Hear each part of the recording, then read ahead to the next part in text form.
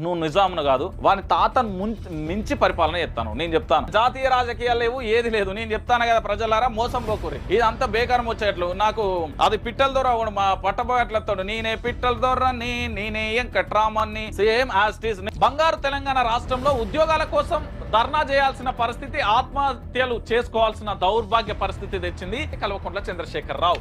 PA Tirupati ఎవరైతే ఉన్నారో ఇగో KTR sir కు సంబంధించి, పెద్ద సార్ కు సంబంధించిన ఈయన పెద్ద సార్ అన్నట్టు పిఏ తిరుపతి వాళ్ళ మండలానికి చెందిన 100 మందికి గ్రూప్ 1 లో 100 మార్కులకు పైగా వచ్చినాయట. విద్యార్థి సంఘము మీటింగ్ పెట్టింది సుందరయ్య విజ్ఞాన కేంద్రంలో. దానికి ముఖ్య అతిథి హరగోపాల్ గారు. ఒక హాల్లో జరుగుతున్న సమావేశానికి మీరు అనుమతి ఇవ్వకుండా వాళ్ళందరినీ అరెస్ట్ చేశారు. హరగోపాల్ సార్ కూడా అరెస్ట్ చేశారు. ఇవాళ కోదండరామ్ గారి ఇంటి మీద 3 గంటల రాత్రికి 300-400 మంది పోలీసులు దాడి చేసి తలుపులు, కిటికీలు, పూలకొండీలు, సీసీ కెమెరాలు ఎత్తుకపోయి కోదండరామ్ సార్ ను 3 గంటల రాత్రికి అరెస్ట్ చేస్తారు. ఇతరత్ర కేసులు పెట్టించే ప్రయత్నం. ఆ కేసులకు అసలు అక్కడ ఉన్న జర్నలిస్టుకు సంబంధమే ఉండదు. మా వాళ్ళు రాస్తే ఇప్పుడు తీన్మార్ మల్లన్న రాసిండు, ఒక భాష విషయాన్ని పక్కన పెడదాం ప్రశ్నించిండు. ఆయన అరెస్ట్ చేస్తారు, రఘుని అరెస్ట్ చేస్తారు.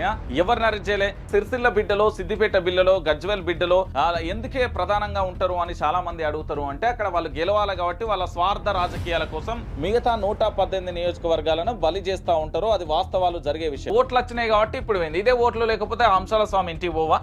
కల్వకుంట్ల చంద్రశేఖర్ రావు సారాయి బంద్ చేసిండు, కానీ కవితకు సంబంధించి లిక్కర్ స్కామ్ లో ఇరికింది అనేది మరొక అంశం. హిమాన్స్ ఎవడు అంటానా? అరే ఎవడు అని అడుగుతున్నా భయ్ బరాబరి. యాదాద్రి లక్ష్మీ నరసింహ స్వామి టెంపుల్ కి ఏమన్నా చైర్మనా, లేకపోతే ఈవోనా, లేకపోతే పూజారా? ఏంది? తెలంగాణ రాష్ట్ర రాజకీయాలలోనే కల్వకుంట్ల చంద్రశేఖర్ రావు కుటుంబం యొక్క మాటల గ్యారడీని మీరు గనక నమ్మితే మళ్ళొకసారి మోసపోతారు.